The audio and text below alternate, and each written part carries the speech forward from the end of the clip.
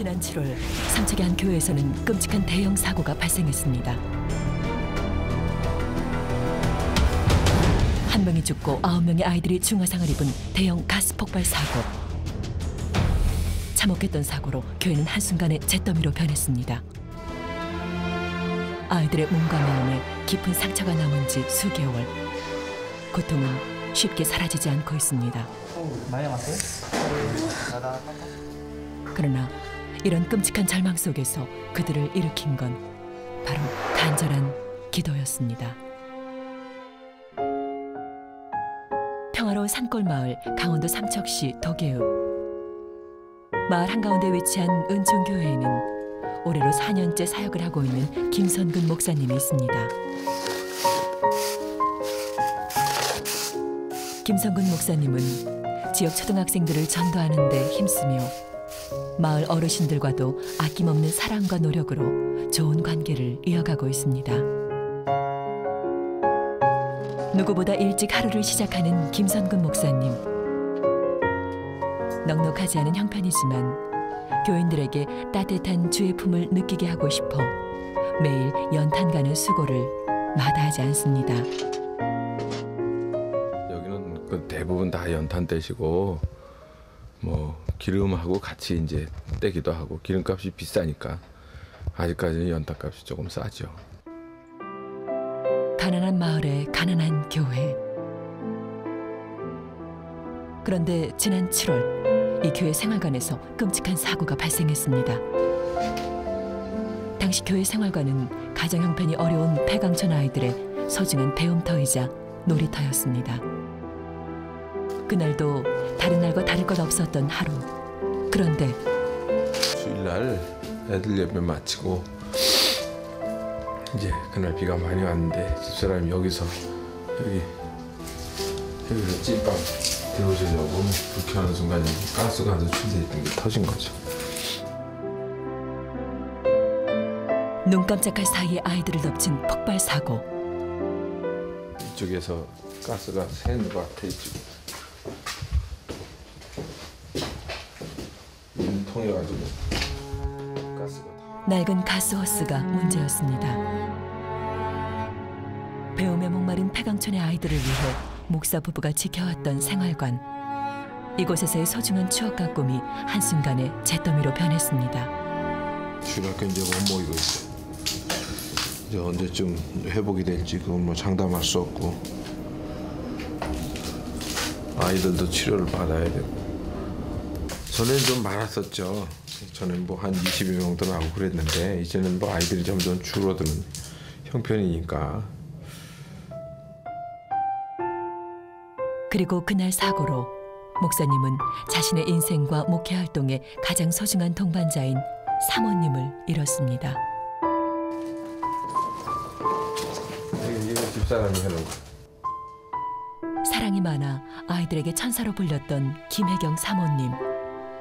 우리 집사람 가방이죠. 그날도 사모님은 아이들과 함께였습니다. 끔찍한 화마 속에서도 아이들이 먼저였던 사모님은 가장 큰 화상을 입었고 지난 9월 결국 세상을 떠나고 말았습니다.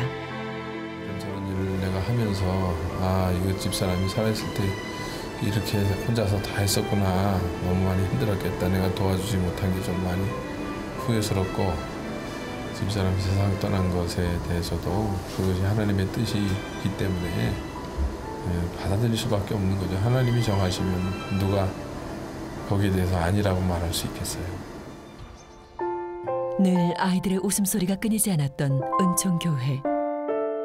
매년 이맘때쯤 크리스마스 준비로 활기찼던 교회는 이제 찾아볼 수 없습니다.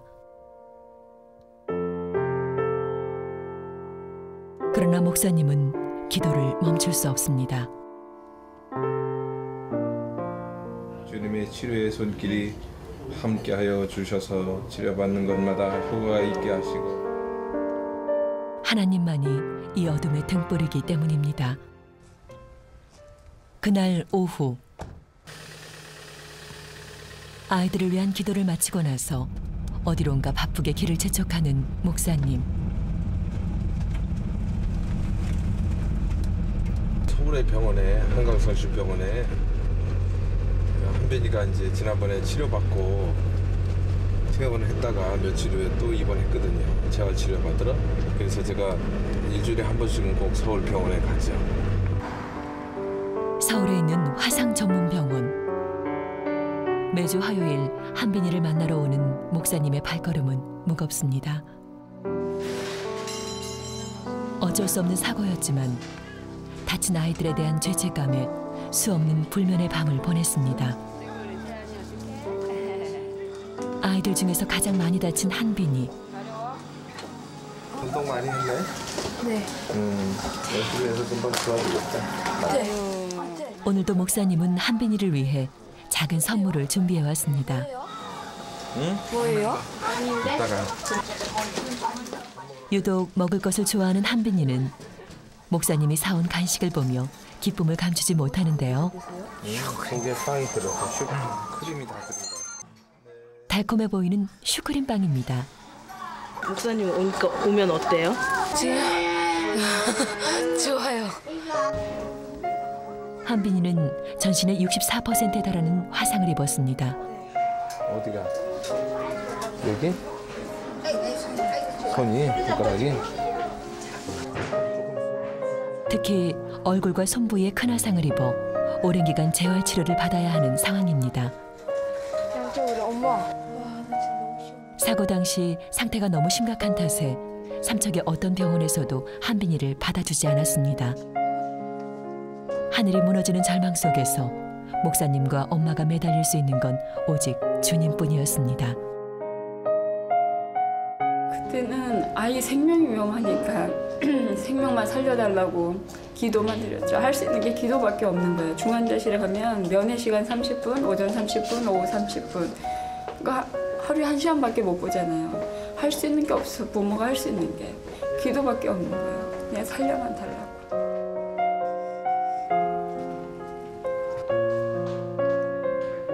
가슴이 메어지죠. 너무 마음이 아프죠.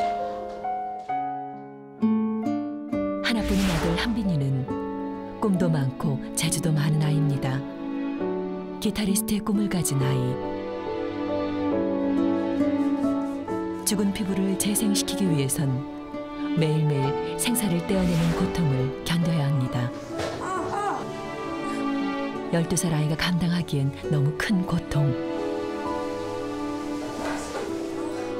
기타를 칠 수 있을 만큼 자유자재로 손을 움직이려면 얼마나 많은 치료와 재활을 거쳐야 할지 지금으로선 알 수 없습니다.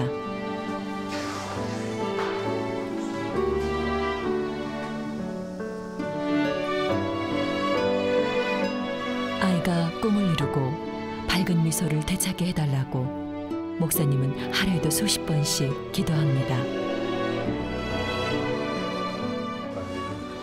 좋아져야 되는데 시간은 조금 너무 오래 걸릴 것 같고 마음이 좀 착잡합니다. 기도할 뿐이죠. 누군가 했다.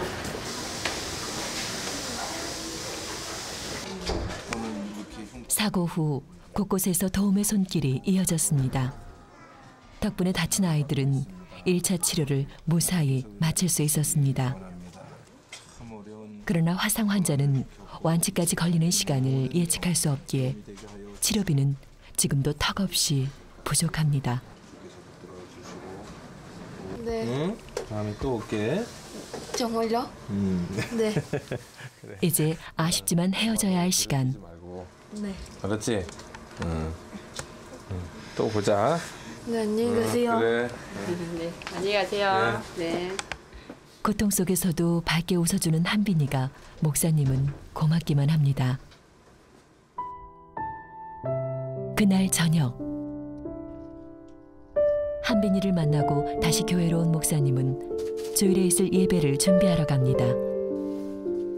그동안 사모님과 함께했던 시간, 이제는 혼자서 그 자리를 채웁니다. 시련 앞에서도 절망하지 않고 또다시 일어서려는 김선근 목사. 그래서 이제 성경 보고 제가 늘 이제 구상하던 설교를 작성하고 그렇게 하죠. 큰 사고를 당한 성도한 목사님이 의지할 곳은 하나님의 말씀밖에 없습니다.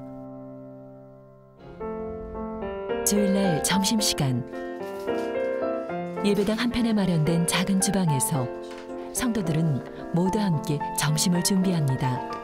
목사님의 아들 에스라 씨도 일손을 거둡니다.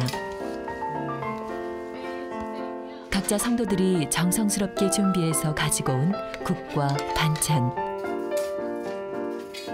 어려운 교회 형편을 알기에 모두가 마음을 더했습니다. 한 가지씩 집에서 만들어가지고 와요.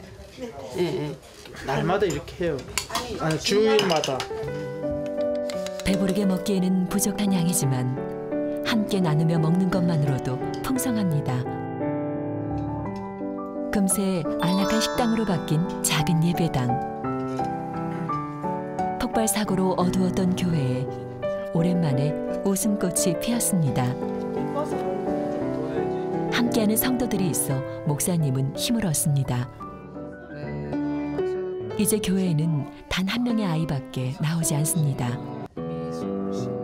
7살인 어린아이가 연주하기에는 어려운 곡이지만 작은 손으로 천천히 피아노를 칩니다. 잘했어. 빨라. 쉬운 걸로 해.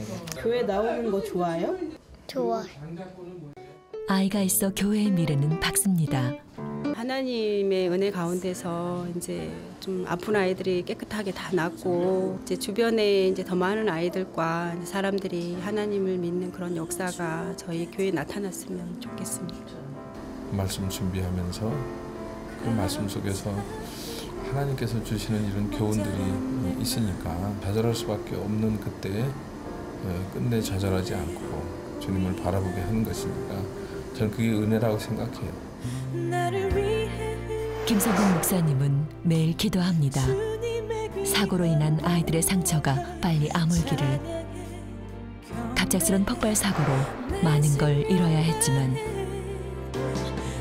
밝고 씩씩했던 아이들의 모습이 하나님의 은혜 속에 회복되어 다시 예배당에 아이들의 웃음소리가 들리길 기도합니다.